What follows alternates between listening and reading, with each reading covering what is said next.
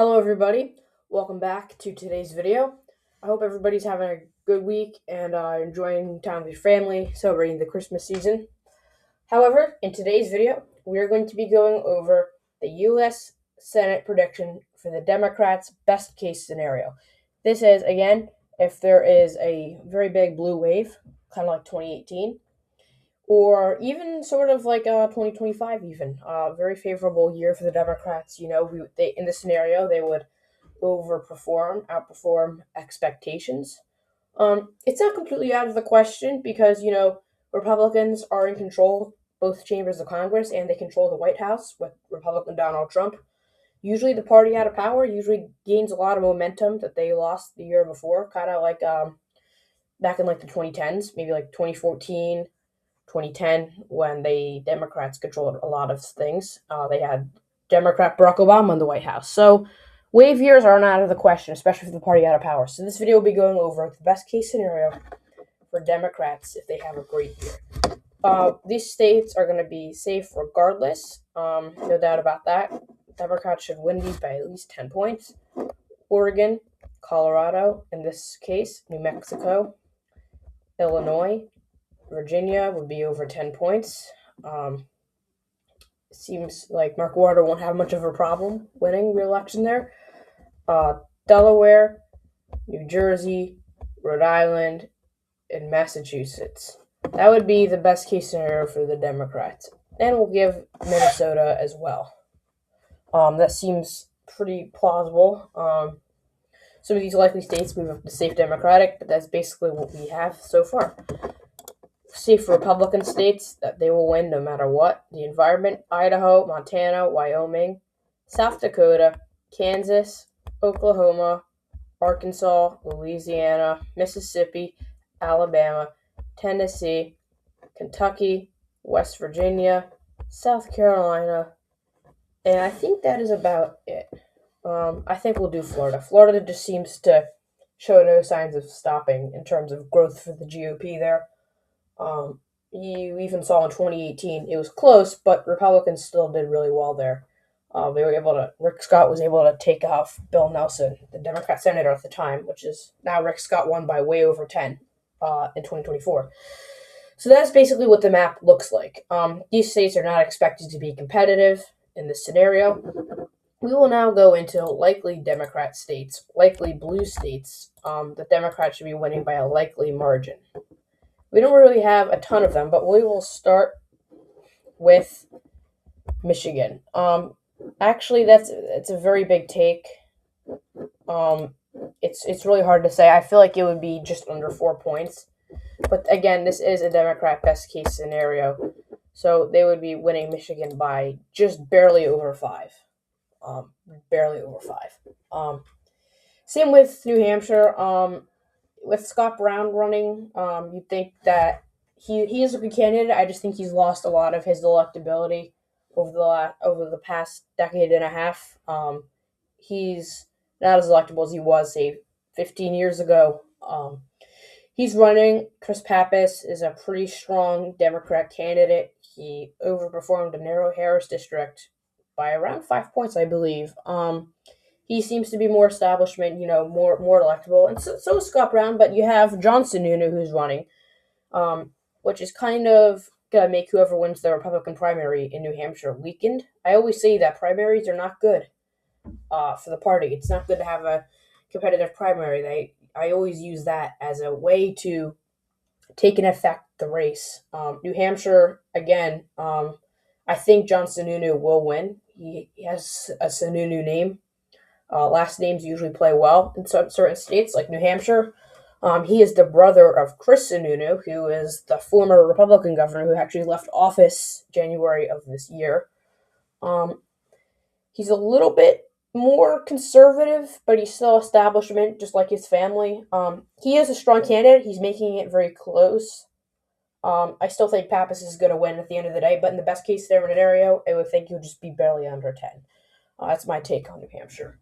And I think that is about it. I really don't think there's going to be any other likely states. I think we'll do North Carolina and Georgia. Again, these are states that are very competitive. going into 2026. However, just because these swing states become pretty blue in the best case scenario, that's really how I see it happening. You see Roy Cooper beat Michael Watley by just over 5. You see John Ossoff, the Democrat incumbent senator from Georgia, would beat probably Mike Collins. He's probably going to be the nominee, I think. Probably just barely over 5. However, Georgia usually does go to a runoff, so I might just put Georgia just slightly under 5%, just because Georgia usually doesn't elect Democrats by huge margins. I mean, I can't even remember the last time a Democrat won Georgia by a likely margin. It can be done. I just think that this is probably what's going to happen. Teetering around 4 or 5 points. Georgia will be competitive. Let's go on to the likely Republican states. We'll move on to Texas. It was really dependent on who's going to win both primaries. Both are going to be very hotly contested. Democrats, you have James Tallarico, state senator, and you have Jasmine Crockett, who's a more controversial firebrand for the progressive wing of the Democrat Party. I think she's going to get the nomination, and that really hurts her. She's not that strong of a candidate and doesn't really appeal to most types of people, most ethnicities. Again, she's less establishment, and that's not usually good.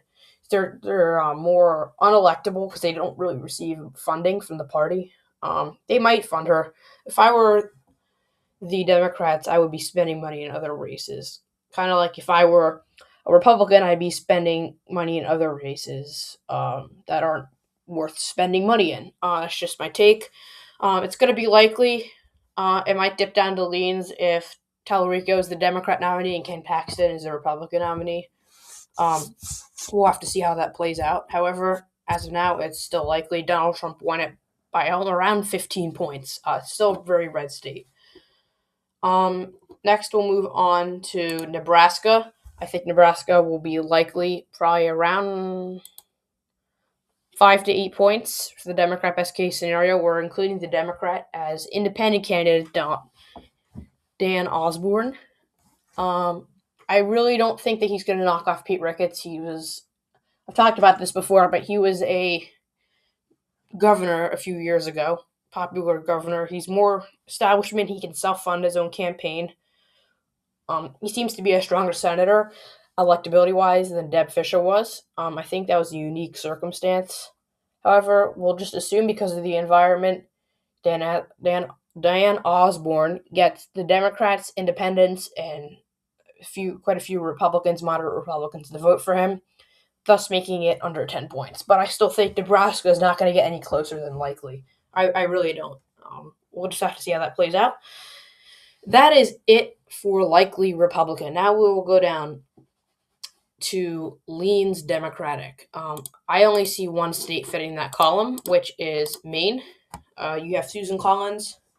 Again, I've talked about her before. I really think that she is in for a run for her money. You see, she's going to be facing an uphill battle for re-election. I still give her the slight favorite in the normal election, but in this Democrat scenario, she will definitely go down by quite a little bit, probably around 4 points. That does not include a runoff. I just think that she's a strong incumbent. She won by 9 while Joe Biden won by 9 points at the same time in 2020. And her approval was down in the toilet at the same time, just like it is now. So if her approval rating doesn't get any worse than it is, she wins. She needs to keep up her strong, support within independents and moderate Democrats and get her Republican Party to turn out for her. I still think she'll narrowly win. However, she would definitely go down in this.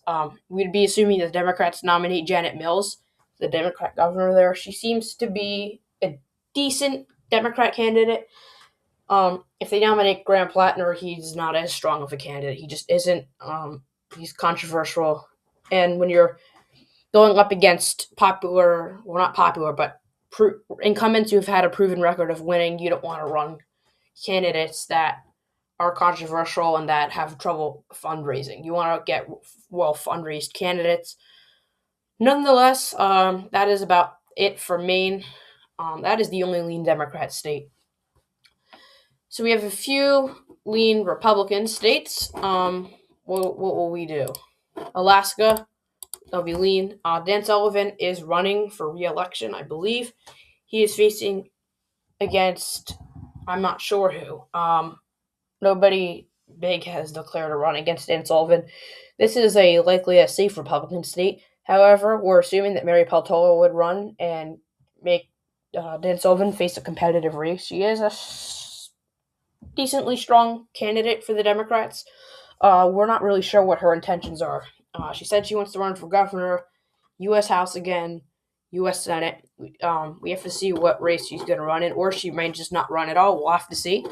But we're assuming that she runs and makes Alaska pretty competitive, probably within under 3 or 4 points. We'll see. We'll have to see how that goes. Next would be Iowa. That would be lean.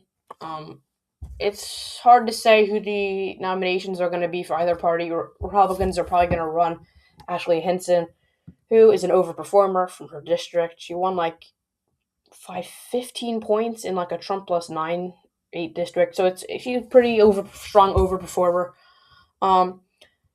In the average scenario, she'll probably win around 8 or 9, by around 8. In the Democrat best case scenario, she probably only win by around 3 points. Iowa does show some willingness to get more competitive at times in midterm elections. We'll have to wait and see what happens in Iowa, but I would say that's probably going to be around a lean margin for the Republican win in this situation. We will also move to Ohio. Now, okay, this gets kind of interesting because you have Sherrod Brown, who was a former Democrat senator from the Buckeye State. You can tell that he lost in 2024 to Bernie Moreno, who is now the other Republican senator in Ohio. At the time, Moreno wasn't thought of to be as strong as a candidate as who Sherrod Brown is running against now. However, Moreno still beat Sherrod Brown by around 3 points, which is slightly better than what pollsters expected for his situation. I don't think that if Sherrod Brown was not able to beat Bernie Moreno, I don't think that he'd be able to beat Jon Husted, who is now the Republican incumbent currently serving, appointed by Governor Mike DeWine.